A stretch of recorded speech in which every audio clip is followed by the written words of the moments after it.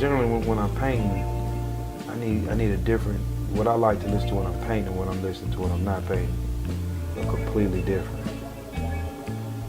Why do you think that is? And I kind of found this with jazz.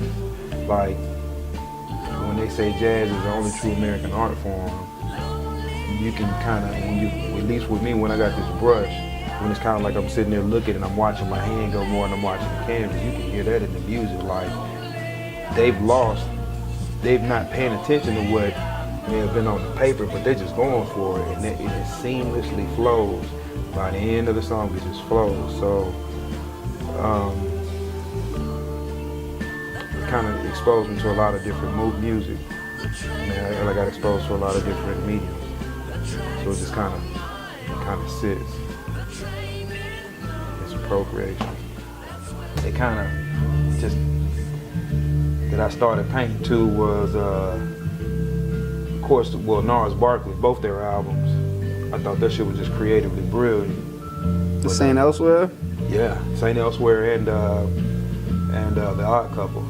Mm-hmm. But if you listen to them, both albums, they're almost like polar opposite, different things. One is really uplifting and vibrant, the other one is really dark and pulling, like it just draws you into it. So then Norah Jones, her 5th album was produced by Danger Mouse.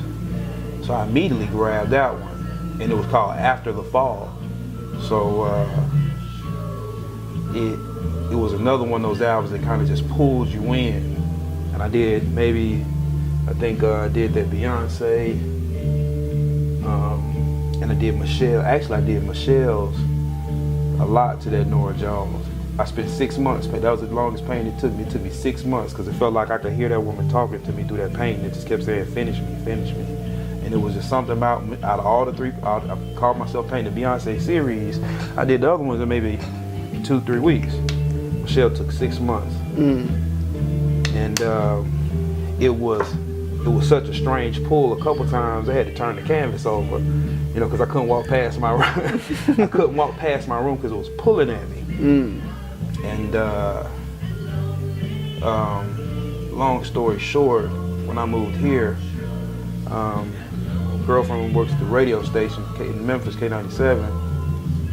Michelle was at the radio station, and I had her I just happened to have, hey, you've got to give her this canvas. Yeah. So she walked in. The painting that probably spoke to me the most, I put the most time to it. It was like I had something in me to get out, or it was calling to get something out. Shit, I ended up being able to put that in her hands. So that's, when I was telling you earlier, it's almost like you kind of paint your reality. It can paint your destiny. You can do different things, like you paint your future, like what you're working on, you put so much energy into it. You feel like, well, shoot. When you get the opportunity to give that to the person or to your muse, to that, your true inspiration behind it, shit, I was like, all right. So you know what I did next? I painted 2 paintings of Sade. So you got to meet next. Yeah, so Sade, I got something for you. Yeah. But I definitely think it's a connection between music and art. I'll even go so far as to say, I think it's gonna hurt music. It hurts music drastically when you take it out of a print format, because a lot of times the value of the album was the artwork on that cover. Exactly. When you think of Snoop Dogg, you think of that cartoon of the dog on top of the doghouse. You think of Dr. Dre, you automatically think of the Chronic's album cover, regardless of what albums we're talking about. But those pieces are timeless.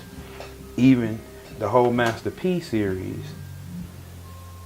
Created his own style in the sense that everybody followed. Pen and Pixel, and I had a chance to watch that interview with Pen and Pixel. Did like this interview on, somebody did an interview with them on YouTube, and they were saying about kind of how they started and how they would have these rappers come in with these outlandish ideas, and more importantly, what they would do was just not say no. They didn't tell them no.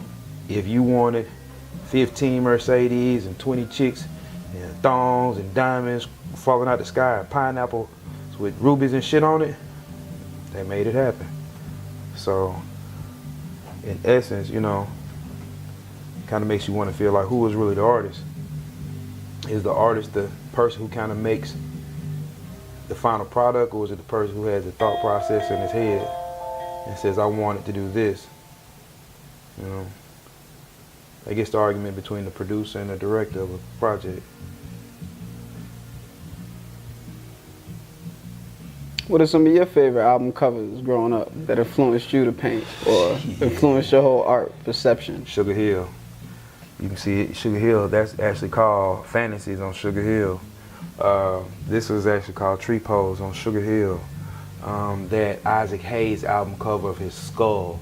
For some reason, I thought that was I don't remember which album cover it was, but it was Isaac Hayes' head.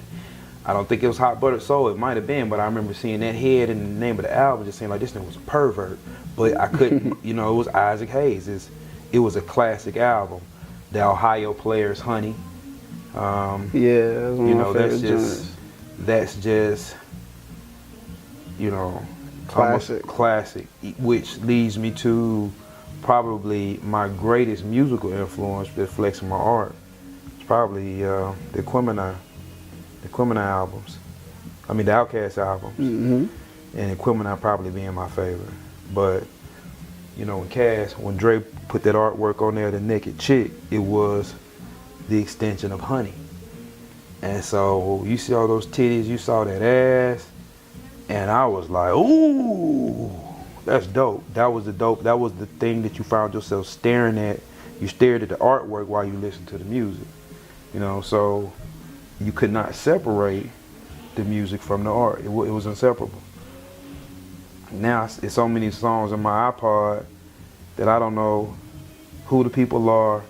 I don't have a visual image for the theme of the music, you know, but I may like the song, which is why I think kind of it's really important to find some music that inspires me, because in my head I could tell you a song because I could tell you about certain songs because I've created the image behind them. A lot of these works have, you know, some song behind them.